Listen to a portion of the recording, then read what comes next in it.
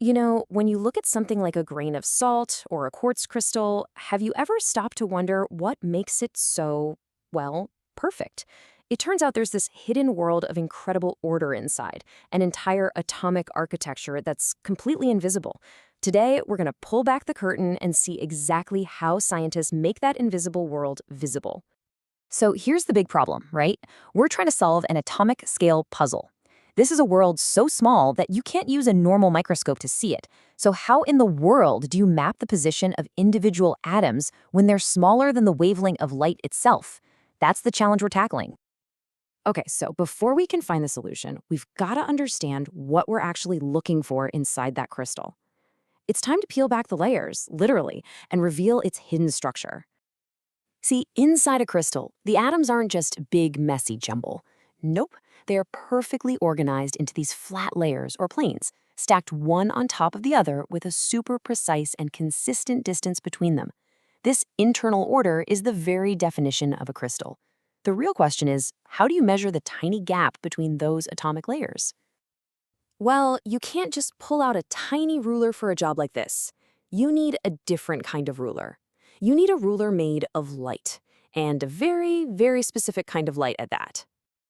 And this, right here, is the secret sauce. The wavelength of an X-ray just so happens to be on the exact same scale as the spacing between those atomic planes. This is the whole key. It's not just any wave. It's the perfect wave for this specific job. And this comparison really tells you everything.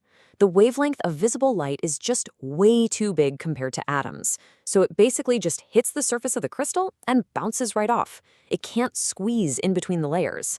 But X-rays? Their wavelength is the perfect size to slip right in between those atomic planes and see what's going on. All right, so we've got our tool, the X-ray, and we've got our target, the crystal's atomic layers. Now for the fun part. Let's see what actually happens when they meet. It all comes down to a really basic principle in physics. Just think about ripples in a pond for a second. When two ripples meet, they can combine to make an even bigger ripple, right? Or they can just flatten each other out. The exact same thing happens with X-ray waves, and this idea, called interference, is absolutely everything.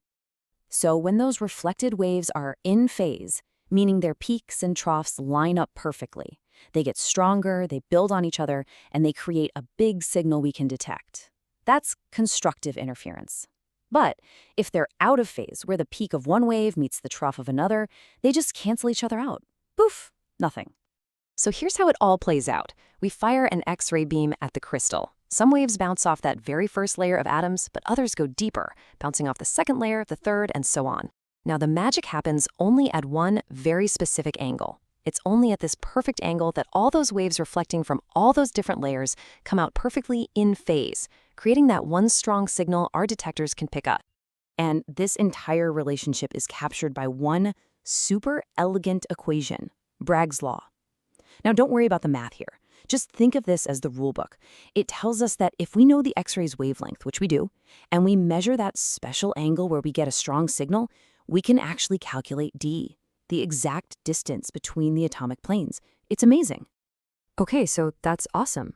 We can find the spacing for one set of layers. But wait, a crystal is a 3D thing, right? It has layers going in all sorts of different directions. So how do we map the whole thing? Well, here's the clever part. Scientists put the crystal on a little stage that rotates. As the crystal turns, the X-ray beam hits all these different sets of atomic planes.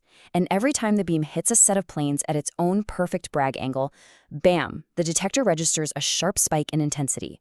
What you get is a chart that looks just like this, with sharp peaks at very specific angles. And what you're looking at isn't just some random collection of spikes. No way. This entire pattern where the peaks are and how high they are is the direct, unmistakable signature of that crystal's atomic arrangement. It's as unique to that material as a fingerprint is to a person. So by reading this fingerprint, we can decode the whole shebang.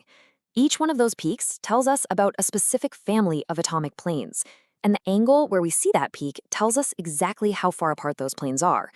It's literally a complete blueprint of the crystal's hidden architecture. Now, I know this might sound like a really cool, but maybe purely academic physics trick. But in the real world, this technique is one of the most powerful and practical tools in all of modern science. This technique, which is called X-ray diffraction, is the #1 method scientists use to identify unknown crystalline materials. It's fast, it's definitive, and it's incredibly reliable. Just picture it. A geologist in the field finds a weird mineral, or a chemist in a lab creates a new white powder. How do they know what they've got?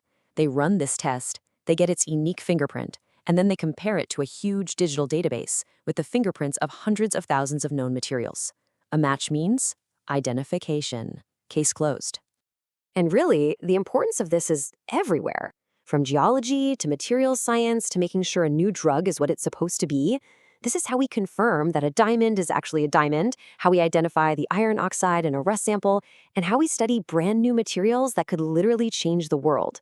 It is the ultimate quality control for the atomic world. So just think about that for a second. For over 100 years, we've had this amazing ability to read the fundamental blueprints of the matter that makes up our entire world. Which leaves us with a really exciting question for the future. Now that we can read the code, what incredible new things are we going to be able to build next?